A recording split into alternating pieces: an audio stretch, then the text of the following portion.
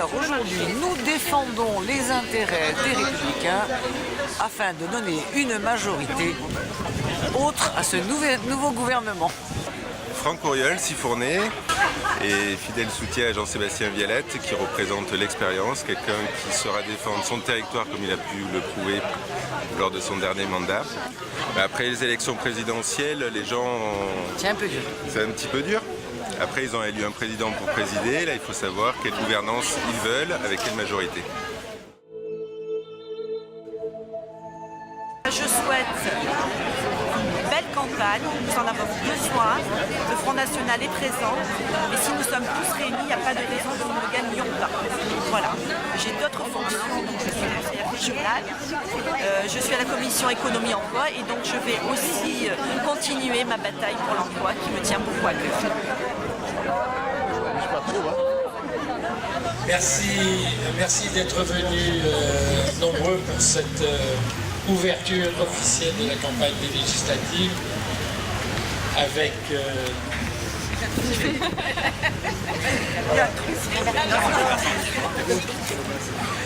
Hélène Rigal, députée remplaçante sortant, qui m'a accompagné tout au long du dernier mandat, qui a été d'une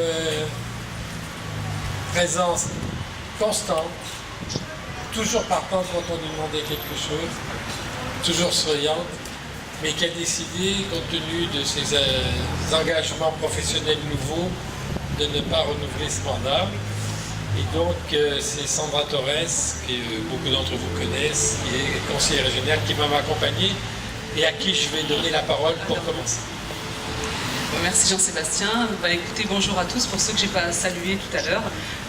Donc je suis plus que ravie de mener ce combat des législatives sur la 7e circonscription. On a des enjeux, que ce soit au niveau des Sénois, des Sifournais, des Bandolais, des Sanariens et des Mandréens. Pour moi, je pars au combat, je vous le dis clairement. Voilà, je suis à fond, comme je le suis toujours d'habitude. On a un projet, on a un programme qui prendra tout son sens à l'Assemblée nationale. Moi, je suis ravie d'être aux côtés du député qui m'a fait confiance pour l'accompagner en tant que remplaçante à la députation. C'est aussi le renouveau, donc voilà, en tout cas, je fais partie. Pour ceux qui ne me connaissent pas rapidement, j'ai 43 ans, je suis mariée, j'ai 2 enfants, j'habite la Seine, je suis aussi de la société civile puisque je travaille aussi. Et puis le renouveau, c'est aussi nous et on s'engage à mener une campagne tambour battant pendant 1 mois, donc c'est court. Merci à tous d'être là parce qu'on va avoir besoin de vous. N'hésitez pas, vous pouvez me solliciter, je vous donne mon 06, voilà, et sans problème. Et puis merci à vous tous, en tout cas vous pouvez compter sur nous pour faire le maximum pour gagner ces élections et bien les gagner et pas les gagner juste à la marge. Voilà, je vous remercie. Bravo.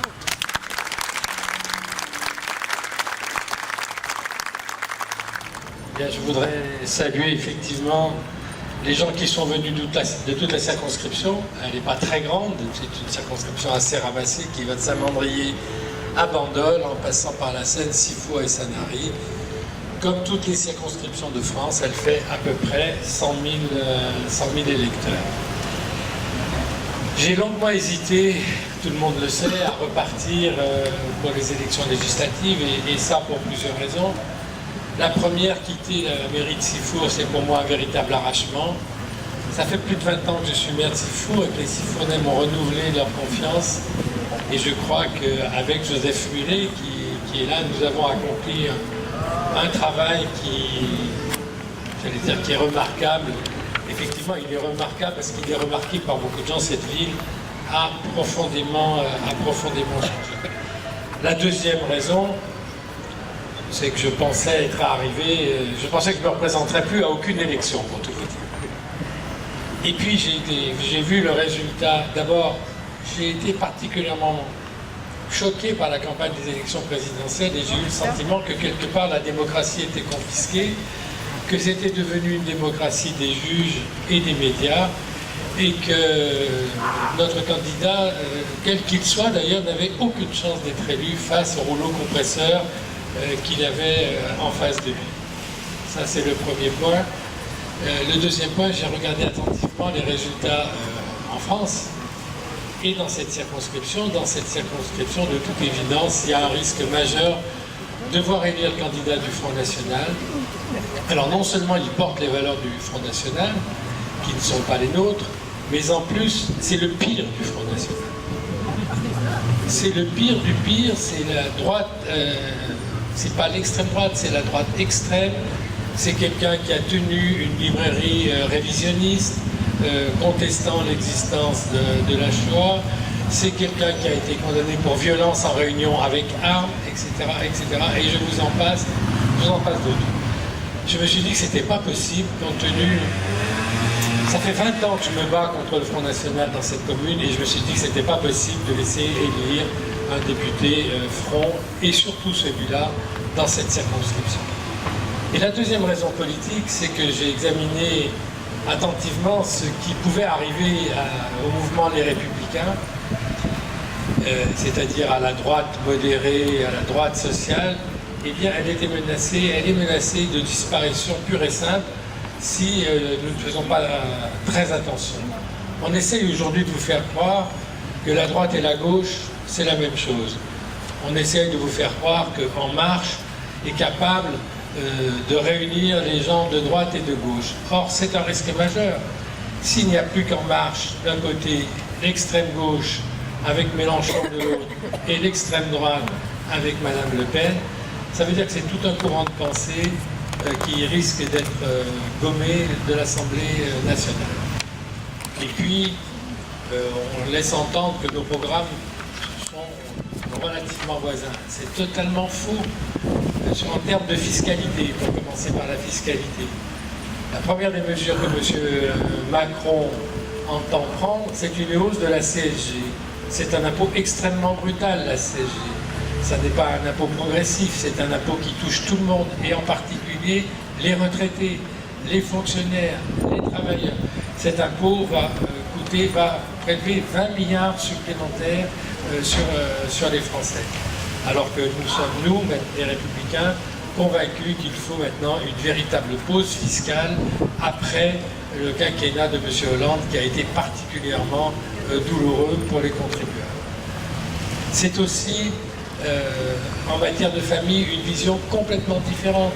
Nous proposons de revenir à ce qui était antérieur au gouvernement Hollande pour les familles, le rétablissement du quotient familial, le rétablissement de la nuit-part pour les veuves. Il n'y a rien concernant les familles dans le programme de M. Macron. Pour les entreprises, c'est la même chose. Nous proposons de revenir sur les heures supplémentaires défiscalisées, parce que nous savons, nous l'avons fait, et que pendant 5 ans, ça a produit des effets particulièrement positifs pour les salariés. Ça a été un vrai gain de pouvoir d'achat. De la même manière, nous proposons de supprimer le CICE et de le remplacer par de vraies diminutions de charges sociales. Sur beaucoup d'autres points, c'est pas le lieu, c'est pas l'endroit, parce que nous sommes là. Sur beaucoup d'autres points, nous sommes extrêmement différents de la politique qu'annonce M. Macron. Alors ça ne veut pas dire que nous allons être dans une opposition frontale. Si les mesures prises par le gouvernement sont des mesures qui nous conviennent, et je vais en citer une, que nous aurions pu voter au cours de la dernière mandature, c'est justement la loi Macron sur la réforme du droit du travail. Mais les amendements qui ont été apportés par Mme El Khomri faisaient que cette loi n'était plus votable. Si M. Macron demain proposait une loi du même type, évidemment qu'elle aurait le soutien des Républicains. Parce que nous ne sommes pas dans cette opposition systématique. Et nous sommes prêts à examiner texte par texte ce qui peut être voté dans la mesure où ça correspond vraiment aux valeurs que nous portons. C'est-à-dire, encore une fois, les valeurs de la famille, les valeurs du travail et de sa récompense, les valeurs d'une juste récompense du travail, comme je viens de vous le dire, enfin tout ce qui fait la différence entre nous et la gauche qui aujourd'hui va reprendre le pouvoir alors que les Français n'en voulaient plus à travers l'élection de M. Macron. Pour toutes ces raisons, j'ai donc décidé de me représenter à la fois pour éviter le risque du Front National localement et surtout pour pouvoir conforter le mouvement Les Républicains à l'Assemblée nationale. Je ne vais pas être beaucoup plus long aujourd'hui. Ça sera difficile. Nous allons assister, c'est déjà commencé, à la même mécanique qui s'était mise en place pour l'élection présidentielle. On va vous bombarder de sondages qui ne veulent rien dire, parce que les sondages dans une élection législative, ils n'ont de sens que quand ils sont faits circonscription par circonscription. Bien malin qui me dire ce qui se passera dans celle-là où il y a 18 candidats, du jamais vu, 18 postulants à l'élection législative, dont certains n'ont même pas été capables de trouver un suppléant, ils sont allés chercher leur conjoint. C'est vous dire la notoriété de ces gens et leur capacité à être aujourd'hui parlementaires. Mais cette espèce de rouleau compresseur médiatique va se mettre en marche, il l'est déjà, pour nous expliquer à la fois que M. Macron a déjà une majorité, ce qui reste à prouver, et je vous engage à démontrer le contraire en nous apportant à Sandra et à moi-même vos suffrages dès le premier tour. Un certain nombre de nos concitoyens ont l'habitude au premier tour de se défouler. On n'est plus dans le temps du défoulement. On est aujourd'hui dans le temps de la résistance. Et j'en appelle en particulier à tous les citoyens qui ne peuvent pas cautionner le Front National. Même si vous n'êtes pas totalement en phase avec nous, éliminer le risque du Front National dès le premier tour. Les élections, elles se gagnent au premier tour. Au deuxième tour, c'est déjà trop tard. Voilà, je vous remercie. On va prendre un verre en tous ensemble. Et puis nous restons, Sandra, moi, Hélène, et puis tous les gens qui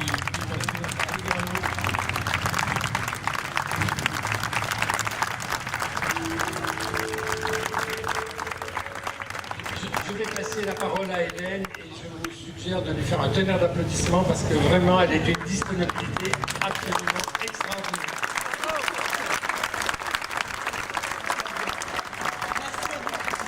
Moi je voudrais dire juste un mot. Aujourd'hui, il y a du vent. Donc moi je vais souhaiter à Jean-Sébastien et à Sandra bon vent parce qu'ils vont réussir, parce que vous êtes là, il faut être tous ensemble au premier tour. Vraiment tous ensemble. Et vous savez que quand je suis déterminée, donc vous allez gagner. Voilà, merci.